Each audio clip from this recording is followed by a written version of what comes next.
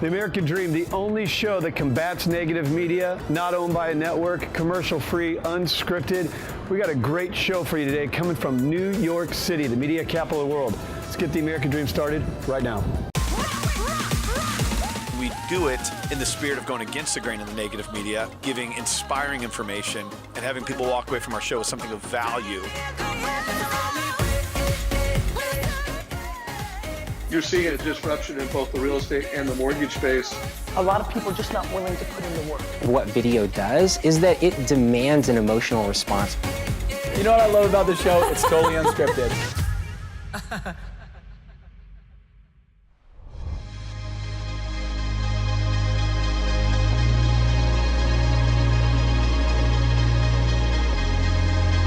Here we are, Times Square, the city never sleeps. Yeah. So I actually started in New York City when I was 21 years old. I had an internship right down the street at MTV when I used to actually play music. Yeah. I got dropped here, a guy from the Midwest, knew nobody, but got to know the city, fell in love with this city, and 9/11 happened, ended up back in the Midwest, was finishing school. Well, ended up being a college dropout, tripped and stumbled into this real estate game. Yeah. Ultimately, I ended up in Southern California, so it's so funny to come full circle to launching the American Dream, a national TV show now in 23 cities in New York City, and how it's all come full circle.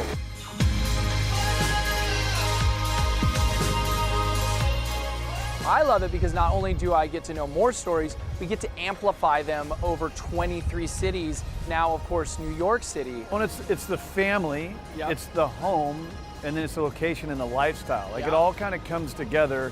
And one of the things we're trying to do with this show is highlight these different communities all across the country. You recently brought us Becal, Yeah. and when we talk about things like the American Dream, there's nothing wrong with dreaming big. Yes. A $250 million listing. The biggest. Yeah. The biggest. So here's what we did. Took a helicopter ride, Yep. $250 million listing on the West Coast. Let's go check it out. Dream and I have been invited by San Diego's premier luxury realtor, a friend of our show, the Seth O'Byrne. And we're giving LA's leader in luxury real estate, Becal, a helicopter tour of what San Diego has to offer in the luxury real estate market from the sky. Buckle up.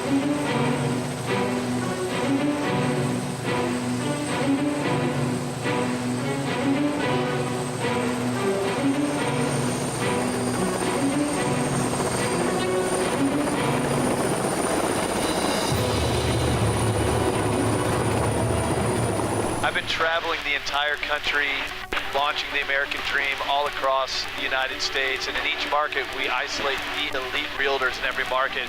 Today we did something fun. We brought Becal, who is the #1 agent for luxury up in LA. So glad to be here. Yeah, this is pretty cool. It has a $250 million listing right now, amongst many other. Great portfolio. And we got Seth O'Byrne, who you see on the show all the time, who is our expert out of San Diego. Of course, on his phone, but we're just touring America's finest city, maybe having a little in-air debate about LA and San Diego from two of the best nationwide. When you approach a luxury home and you're taking it to market, what are some of the strategies that help move that house? I spend anywhere between $5,000 to $10,000 a month on those luxury listings because everyone's on their phone. Yep. I want those listings, viral on your phone. So that's what I implement. And of course, for the super high-end properties, we'll have a PR company come in and strategize and build stories around the property and try to get free editorials as much as we can. Is there, obviously there's a lot of thought that goes into it, but it's not for sure what that property is going to sell for when you list it for 20, 30, 40 million, right? I mean, there's some guesswork there. No, when you're in that 20 to 30 million dollar mark, you know that they're going to sell for pretty close to that. It's when you're pushing in that 40 to 250 stratosphere. Yeah. Then it's a bit different game, but. The price per square foot has been, we're really price per square foot driven in Los Angeles. We're lucky because we have the comps to back it up. So you can say like a house down the street sold for $3,000 a foot or $2,500 a foot. Museum quality stuff is selling for about $2,500 a foot.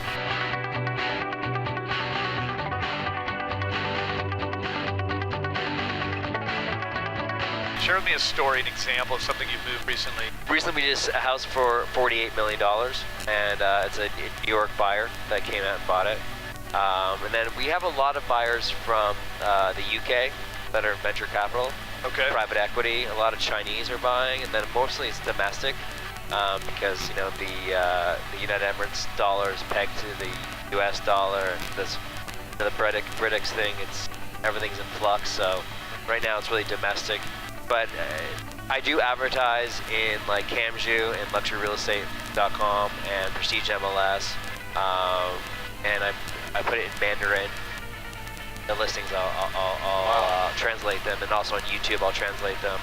But essentially they're coming out here and they're hiring me, looking for their home of their dreams, and like the big listings spending like $10,000 a month, pushing them so they're where their screens your house is going to be, right? Yeah, so really, even though in some ways, obviously, luxury real estate has been known for being cutthroat, kind of to the opposite, you have to be collaborative with the other partners out there, right? Yeah, you really have to, exactly. You got to be collaborative with your fellow associates, and you got to maintain that relationship. Getting exclusive listings, they're great, but often they trade hands really quickly. You get a 6-month listing, and it doesn't trade, and then you pass it off to the next guy, and then boom, it could sell, which is okay. It's just the name of the game, right?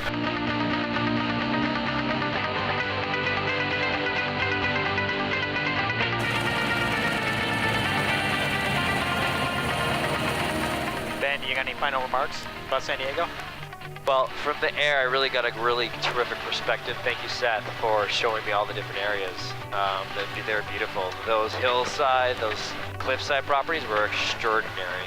I couldn't believe what I saw. And the value that you get for beachfront property is exceptional. I'm looking to maybe buy something one day. That'd be cool. Hope you enjoyed, and cheers to your American dream. People come here to succeed, and if you don't succeed here, you don't stay. So owning a media company in Southern California to spread across the country, doing it city by city, and then New York City becoming our 23rd, it's the place where you're bringing the best of the best. In the media capital of the world, owning a media company, this is where you want to get to. Look at me now. I mean, it's just one of those things now where we have a seat at the table. Yeah. We've pulled major partners, sponsors, and got this momentum where we're here to launch. We're going to be talking now with Robynn Eccles. She is a team leader with Coldwell Banker Residential. Always great to see you. Wonderful to see you. Thanks, Amy. So, Robynn, you're an expert there in the Salt Lake area, and I know there has been some new rising prices. Homeowners have gotten notification of new tax assessment values. The question that Utah is asking then is, what is my home worth? How are you answering that? It's a great question, and absolutely, as tax assessments came out last month, I'm getting more calls than ever saying, okay, the state says my home's worth this. I'm seeing online this is what it is. Where are we really? There's a number of resources available to homeowners. So typically people are going to start with online resources, looking at maybe an online value generator where they can just put in basic information about their home and it spits out a value. You mentioned the tax notices, and that's another place for people to look at their home values. And then, of course, there's appraisals, market analysis, paper analysis, and equity analysis available. So with all these tools then, what is some of the best? Are there advantages or disadvantages? What do you recommend? It really depends on what the reasoning behind looking at the home value is, what the goals are. There's pros and cons to all of them. So the online tool is a great way to just get a quick assessment. The challenges with an online tool, any kind of online tool where you're getting your home's value, is that one, no one's walking through your home to take a look. And so there's not a true comparison of fit and finish. It's more an overview of what your general area may be doing. But if they're comparing a home with quartz countertops to a home with Formica, there's no real adjustment being made for that. So the other challenge is that Utah is a non-disclosure state. So that makes it very difficult for any of these online tools to really work. It's sort of like flipping a coin to see if you're having a boy or a girl when you're pregnant. A 50-50 Right. shot, but probably not the most accurate science. But it is a great place to start and then maybe compare where your true value is from there. An appraisal is an excellent tool. This is the tool that when home buyers are purchasing a home is going to determine what the true market value of the home is to make sure that the bank isn't lending more than the market value. The challenges with that, one would be that it's costly. If a homeowner is just curious about their home's value, it may not be worth the investment of getting a full appraisal. The second challenge with it is it's going to give a market value, but not necessarily a prediction as far as time on market, how it stacks up with the other competition. It's going to look really at the closed relevant properties, but not necessarily what's currently on the market. It's also not a great tool for projecting what's going to happen in the next 3, 6, 9 months. As far as an equity analysis, market analysis, paper analysis, this is something that can be provided by a realtor. This is the most in-depth snapshot of not just what's your home's market value, but what could you expect if you hit the market now? What kind of competition would you be stacked up against? And it's the reason that we do a paper analysis for all of our homeowners, anyone who's purchased a home with us. We run this for them twice a year, so they always have a really complete idea of what their home's value is and what that the value of that investment was. So there really is a difference with that paper analysis versus the equity analysis for what you can bring to them for information? Absolutely. So as I mentioned, we do a paper analysis twice a year. Now it's more in depth than just a home valuation where we type in the information and it spits it out. We're really looking at those relevant properties and comparing on paper how it stacks up. A full equity analysis is what we do if somebody's looking at selling their home. And I say looking at selling their home, that doesn't mean they're ready to throw the sign in the yard and get on the market next week. If someone's looking anywhere within the next 24 months of putting their property on the market, that's when we like to do a more in-depth equity analysis. And that's looking not just on paper at the properties that they compare to, but we actually go out and visit those properties in person to see, you know, picture may be worth 1,000 words, but there's a whole lot of things that can be left out of the story with that. So taking a look to see what's maybe not showing up in the pictures. We also do a forensic analysis on any properties that were listed and then left the market unsold, because just as success leaves clues, failure leaves clues as well. And it's important that we pick up on those and help inform our homeowners' decisions from there. Well, you are always such a great expert for our viewers, and we appreciate the information that you bring so much. Just a wealth of knowledge, such a dynamo. Thank you so much for being a part of the show. Oh, thank you, Amy. I appreciate it. You're watching The American Dream. The show's called The American Dream, right? There's only one city in the country that has an Ellis Island. You know, this is a place where people have come for hundreds and hundreds of years to stake out their claim in what is the American Dream. And so having a show called The American Dream, launching in a place known to found the American Dream is a huge deal.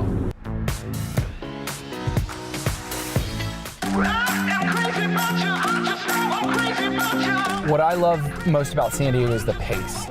People move here because they know that life is short. You gotta live it in a place that recognizes that. You know, I would always joke I can go from business suit to wetsuit in 15 minutes on a Friday afternoon. I think I've got it beat. I've got it down to about 12 minutes now. That's what living in San Diego is about. Today I'm going to take you guys to a property that we just put on the market in Sapphire Tower. This condo is probably one of the best properties, one of the best views in all of San Diego. On the way, we're going to pick something up special for the sellers. We're going to go to Donut Bar. Actually, it's here right now. Let's get some donuts. Could I get some creme brulee and then a Boston cream and a chocolate euphoria? I was gonna have a beer, but I think it's too early. It's not too early, sir. It's 5 o'clock somewhere. Thanks. When you're in downtown San Diego, you might walk right by it and think it's nothing, but the Donut Bar has been on USA Today, it's been on the Thrillist, it's been on TripAdvisor. This is probably one of the hottest donut bars in America, and we got it in our backyard.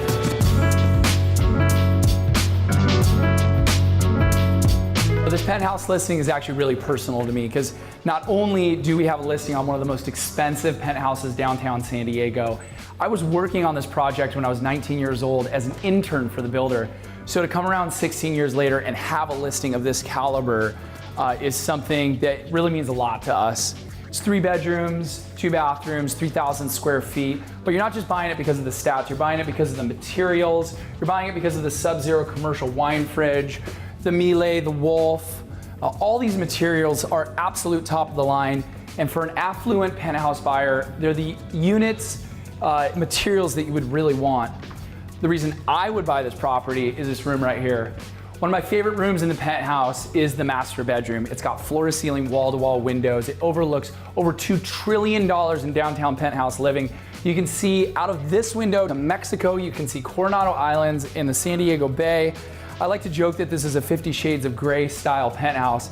And I like to think that Christian Grey himself would love this one feature that he has right here. And this is a hidden staircase, in case you have guests that need to leave in a hurry. You know, the reality is for $3 million you could buy a lot of house, right? But you can't replicate this view. You know, that beach across the street, that's a white sand beach I surfed out this morning. For a local San Diegan, you know you're looking at basically the best of our city all in one shot. So as great as the inside of this property is, you realize that it takes all of it to make it one of the best properties in San Diego. All right, and cut. Good job, guys. We're done? We're done. You want a donut? Yes. Everybody has decided, they've made that conscious decision that they choose positivity, that they still believe America is a staircase, and that there's a possibility for everybody to go up. People rejecting negativity and choosing positivity. People deciding that they want to do more with their businesses, more with their time, more with their families, and take part in this incredible economic opportunity we have to be in this country. And so what's so cool is everyone's story is completely different, and this company is thriving as a business, at the same time creating a tremendous amount of social good. It is always fun when we get to talk to Kat and Casey Elliott, dynamic mother and son team, but top professional team. They are co-owners of Kat and Casey Remarkable Real Estate. Welcome back to the show. Thank you, Amy. Thanks, Amy. You guys are such a dynamic team as mother and son, but as professionals. You both bring so much to the table. I know that hopefully our viewers have seen some of our past conversations to know the level of excellence that you guys bring. Right now, I want to tap into, though, with today's market especially and getting sellers ready and the change in the season, I know there are things that can kill a sale. Why don't you touch on what some of those things can be? Yes, this is one of our favorite topics because, you know, as we come into a new listing, we see a lot of the same things happening again and again. And a few of those things are, I think that maybe the number one thing in a lot of these is smell. Yeah. The way that a home smells. And I think probably one of the biggest contributors to the way the home smells, unfortunately, has to do with pets. Yes. Now, we all love pets. Yeah, don't think we're pet haters. We love pets. You know, I grew up with pets, and, you know, I love pets, but unfortunately, they can wreak some havoc sometimes. And so, you know, it's just something to be aware, particularly cats. When cats urinate on carpet, it tends to permeate lots of layers. And so, just be aware of that. You know, oftentimes we have homeowners ask us, well, what do I do if I know that my pets have urinated on the carpet? Well, fortunately, there are some things you can do. One company around here is called ChemDry. They use a product called PERT, and they actually go in with a black light, and they go through the whole home, all the carpeted areas, and they can actually spot urine stains with this black light, and then they treat it with this chemical process that is non-liquid. And so part of the problem with like cleaning your carpet after it's been, you know, peed on by pets is it kind of like resurrects that smell. The steam like lifts it back up. This process is totally different, and it does a fantastic job. Now, in more severe cases, you might have to actually pull the carpet out. You might have to put Kills down, which is an odor sealing paint on the floorboards. You might have to replace floorboards. So just be aware that if you do have animals, you might want to go through that process before you list your home. Now, there are lots of other odors that could creep up as well in the kitchen, you know, through grease and food, taking out the trash, just simple things. But also just be aware that you don't try to cover up these smells with air fresheners, because we see that sometimes. They just like go crazy on the air fresheners. And when buyers walk in, that's the first thing they notice. It actually can like burn your eyes if you're walking into all this air freshener. So just kind of be aware of that. So besides our poor furry creatures taking the blame on this, and we do love them, but you're right, it really is such a big deal, and that was great advice. Are there any other deal killers that just to be aware of briefly? Yes, and I'll just discuss a little bit about the mechanical functions of a home. So when you're getting ready to sell your home, it's a really good idea to make sure that you call your HVAC service provider and have them come out and make sure they are providing you with a updated sticker that goes right on your furnace or your water heater, but preferably the furnace and HVAC system, indicating that it has been serviced within a year. And the reason for this is that a lot of people don't think about it. They think, well, my air conditioner and furnace are working just fine. I don't need to do anything about it. And then when it comes time for them to have their home inspection and the inspector comes back and says that it's dirty, it hasn't been serviced for 4 years, it needs some updating, we're going to request that this is done. A lot of times sellers will say, well, no, because it's working just fine. That's covered in the home warranty because we're offering a home warranty that covers the furnace and that system, the HVAC system. But what a lot of sellers do not know is that if you do not have that year that's updated within the last 12 months sticker of certification saying that this has been cleaned and serviced within a year, and something goes wrong and that home warranty company comes out to look at it, they will not honor the warranty because they will say it's a pre-existing condition because it was not serviced properly. Wow. So that is a very big deal where a lot of times the sellers and buyers start to butt heads and the agents get into it a little bit because the sellers are not aware of that. Another thing is just as a whole and kind of as widespread counsel, if you can afford to do a home inspection before you list your home, you are way ahead of the 8 ball and way ahead of the game, eliminating anything that could come up on a home inspection that would turn off a buyer or scare a buyer away thinking that there are all these unaddressed issues with the home. So also on the seller's property condition disclosure, the more you disclose, the more comforting that is to a buyer and a buyer's agent, because that is letting them know that you are aware that things have fallen into disrepair and you have taken steps to mitigate. You are not trying to hide anything. So the more disclosing you can be, and that could even mean adding an additional Word document to the little, tiny line they give you that no human can write on for the disclosure. We always recommend go into as much detail as you possibly can, provide as many receipts as you can for whatever process you went through to mitigate the issue, because you're just going to be that much farther ahead. So one thing that I'll tack on to that that I just thought of as far as what is easy to do before listing your home, paint colors, wouldn't you say? Yeah. So paint colors, strong paint colors, try to avoid those. If you can afford it, repaint, and that gives a total uplift to a home. And you can see in some pictures that we brought that it can just totally lighten a space. It neutralizes it so that you appeal to more buyers. That's not to say that there isn't a buyer out there that would love your strong colored paint, but you'll appeal to more buyers in the marketplace if you can neutralize that.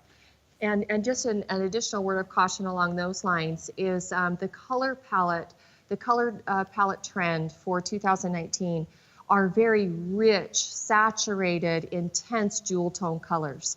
Please, please, please do not go paint your whole house emerald green or teal blue or Russian rust. I mean, these are gorgeous colors. Believe me, we love them. But what you need to do is to keep your walls as neutral as possible, because the chances of somebody coming in that's going to have furniture that's going to match those colors perfectly is very, very slim. Most people are going to want more of a neutral palette. Please accent, feel free to accent with artwork, with home decor, with pillows, with linens, with things that are pulling in this trending color but not overwhelming your space. So remember to accentuate through accents and not on the walls. And let us help you. And let us help you, yes, because we have all of that in inventory. That's what we specialize in, is being abreast of what those trends are so that we can make that psychological connection with your buyer that is going to result in an offer because of what they're seeing in your home. That is such great advice. I'm so glad that you guys have brought all this to light and let our viewers know how important these details are. If you could briefly touch on, I know that your guest speaker's coming up at something really dynamic. If you could just share what that is, we'd love to hear it. Yeah, so it's the Deseret News Home Show that's taking place at the Mountain America Expo Center, which is the former Southtown Expo Center is what it used to be called. It's October 12th through the 14th. We're going to be speaking on that Saturday, the 13th at 10 a.m. and 8 p.m. and then again on Sunday at 4 p.m. We're going to be doing live demonstrations of staging. We're going to have design challenges. We're going to have a lot of fun, so come and check it's it out. on the design stage, so you'll know where to find us, and our booth is going to be very close proximity to that, so we'd love to meet with you about your home. Oh, that is so exciting. You guys are just so wonderful. Thank you, as always, for being such great experts and partners with us here on The American Dream, and we'll see you again soon. Thanks, Amy. Thanks, Amy. You're watching The American Dream. I hope you enjoyed today's show. The American Dream now spans coast to coast, all across the country and everywhere in between. The whole idea, to empower the mindset of the American Dream. Did it from New York City today. This is actually the place I started in media. Working for MTV, living in Chinatown. I'll never forget my first day in Union Square, which is where this $18 million pad is. Met my roommate. And he said, hey man, let me show you around New York City. Show you what this town has to offer. So we walked up here to Union Square. And I'll never forget, he sat down and he said, sewing, grab yourself a piece of real estate. This is a great place to take a nap. Put his arms behind his head, laid back down. So my first day, almost 20 years ago in New York City, I took a nap in the street. So to be back here, launching the show, spreading positive information and empowering the mindset of the American Dream. Quite the honor. Thanks so much for watching the show. Hope you enjoyed it from New York City and all the areas we covered. That's all for today. Hope you can follow us on social media. I'm gonna go take a nap.